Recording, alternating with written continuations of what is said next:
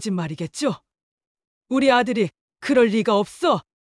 내가 뭔가 잘못한 거야? 어머님, 제가 왜 거짓말을 해요? 여기 증거 사진이랑 통화 내역 다 있잖아요. 당신 아들이 얼마나 나쁜 짓을 했는지 똑똑히 보세요. 이게 다 네 잘못이야. 네가 남편을 이해 못해서, 네가 부족해서. 이제는 제 탓이라고요? 당신 아들이 바람 피우다 죽었는데 이제 와서 저한테 뭐라고 하시겠다는 거예요? 이 독한 년, 내 아들 죽은 게 아직도 안 억울하냐? 네가 잘했으면 이런 일이 없었을 거 아냐? 어머님이 그렇게 아들 사랑하시면 그 오피스텔에서 바람 피우던 아들 모습이나 가서 보시지. 그래요? 당신 아들이 얼마나 천하고 비겁한 남자였는지 똑똑히 보시라고요. 안녕하세요, 여러분. 오늘도 여러분의 가슴 아픈 이야기를 들려드립니다. 오늘 소개해드릴 사연은 15년간의 결혼 생활이 한순간에 무너진 한 여성의 이야기입니다. 단란했던 가정, 성실했던 남편, 그리고 두 아이의 엄마로 살아오던 그녀에게 어느 날 날벼락 같은 소식이 전해집니다. 과연 무슨 일이 있었던 걸까요? 그녀의 애틋하고도 아픈 이야기를 지금 시작합니다. 안녕하세요. 저는 이제 42 공무원으로 일하면서 두 아이를 키우고 있는 싱글맘입니다. 처음 이 사연을 쓰려고 마음먹었을 때는 많이 망설였어요. 너무 부끄럽고 창피한 일이라고 생각했거든요. 하지만 제 이야기가 비슷한 상황에 처한 누군가에게 위로가 되고 또 다른 누군가에겐 경각심이 될 수 있다면 그런 마음으로 용기를 내어 글을 씁니다. 15년 전 봄날의 어느 맑은 오후였어요. 벚꽃이 한창 필 때였죠. 친구의 소개로 지금은 고인이 된 전 남편을 처음 만났습니다. 여의도 한 카페에서였는데 문을 열고 들어오는 그의 모습이 아직도 선명해요. 180cm가 넘는 키에 훤칠한 외모. 게다가 하얀 와이셔츠에 감색 넥타이를 메고 있었는데 어찌나 단정하고 세련되어 보이던지. 첫눈에 반했다고 하면 진부한 표현일까요? 하지만 정말 그랬어요. 안녕하세요. 저는 김준호라고 합니다. 차분하고 따뜻한 목소리로 인사를 건네는데 가슴이 두근거리더라고요. 대화를 나누면서 더 매력적으로 느껴졌어요. 예의 바르고 신중한 태도. 무엇보다 자기 일에 대한 열정이 대단해 보였죠. 그때 전 지방직 공무원 시험에 합격하고 첫 발령을 받은 지 얼마 되지 않은 신참이었어요. 모든 게 서툴고 낯설어서 매일이 긴장의 연속이었죠.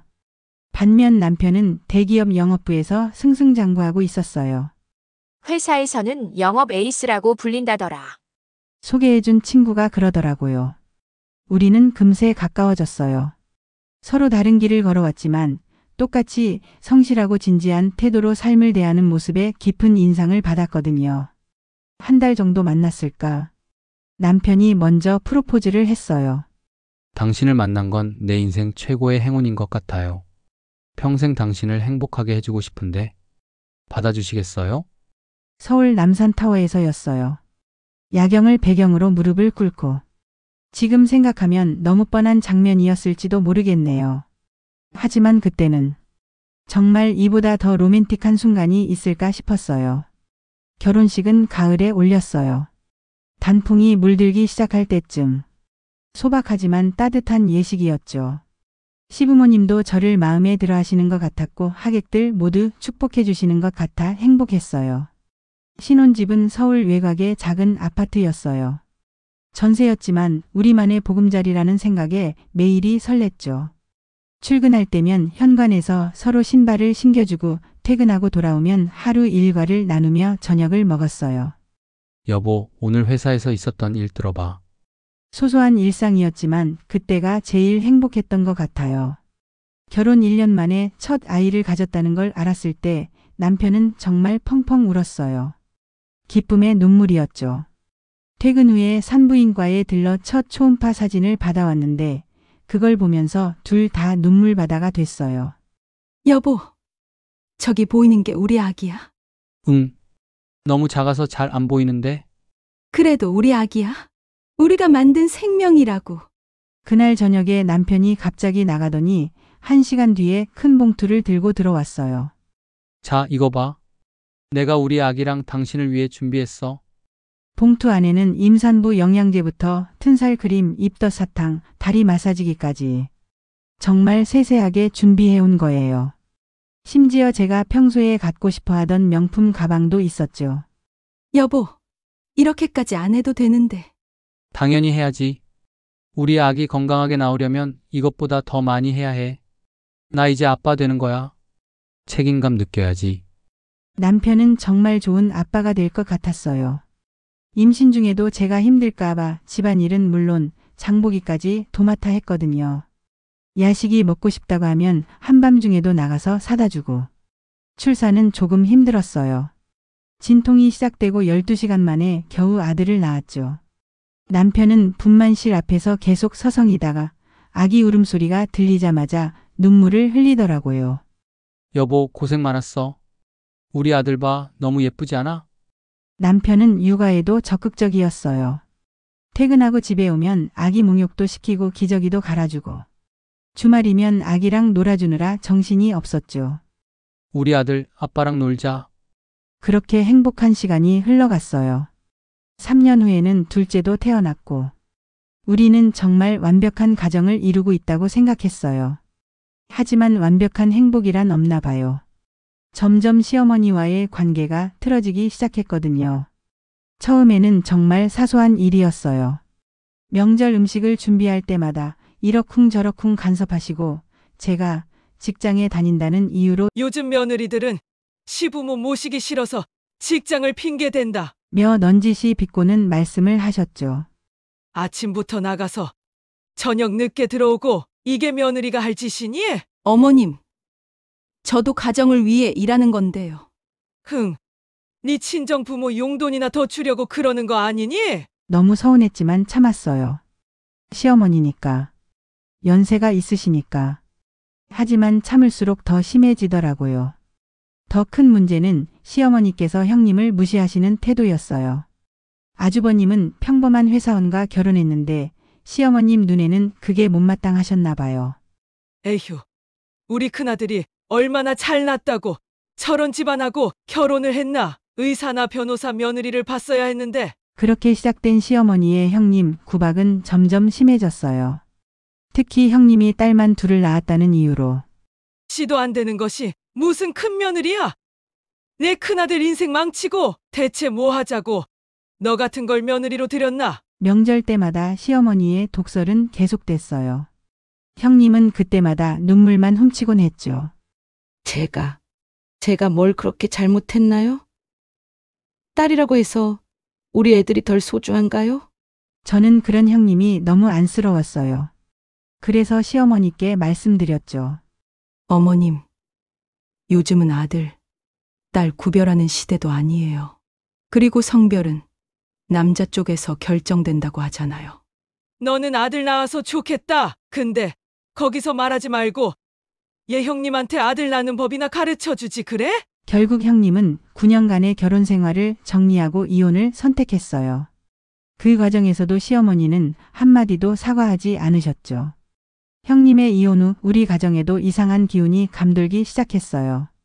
남편이 조금씩 변하기 시작한 거예요. 처음에는 건강에 관심을 가지기 시작했어요. 여보, 요즘 건강검진 광고가 자주 나오는데 우리도 한번 받아볼까? 그래.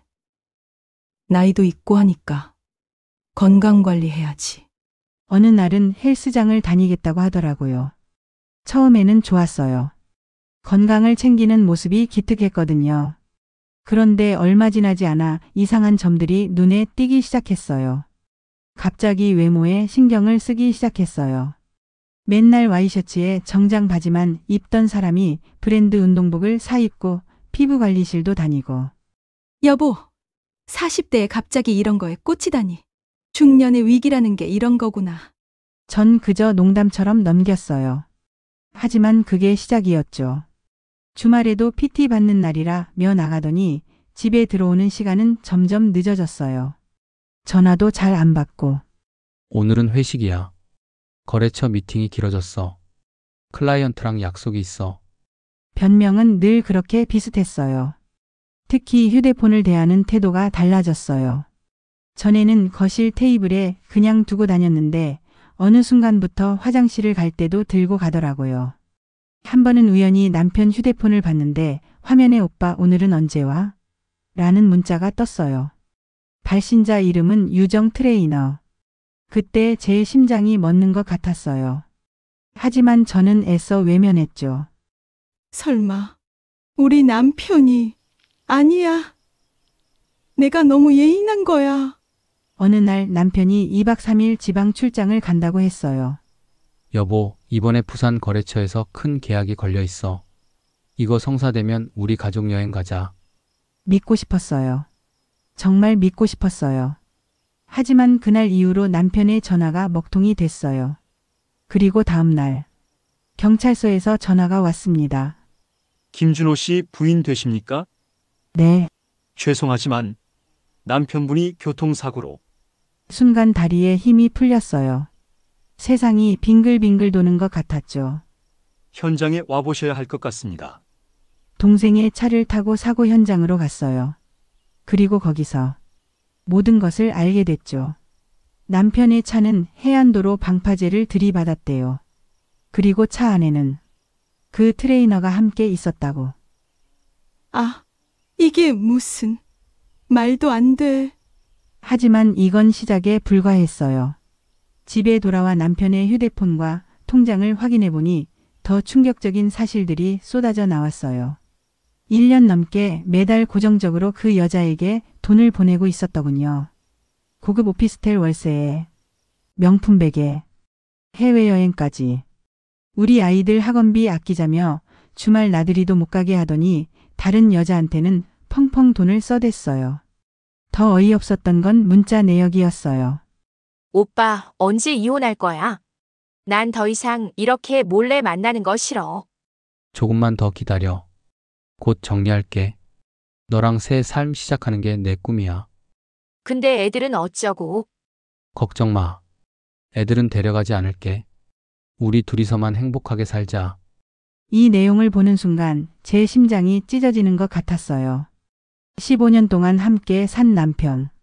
저와 두 아이의 아빠가 우리를 버리려고 했다니. 시어머니는 장례식장에서도 변함없으셨어요. 이게 다 내 잘못이야. 내가 남편을 이해 못해서, 내가 부족해서. 어머님, 지금 무슨 말씀을 하시는 거예요? 제가 뭘 잘못했다고? 넌 내 아들을 이해하려고 노력이나 해봤어?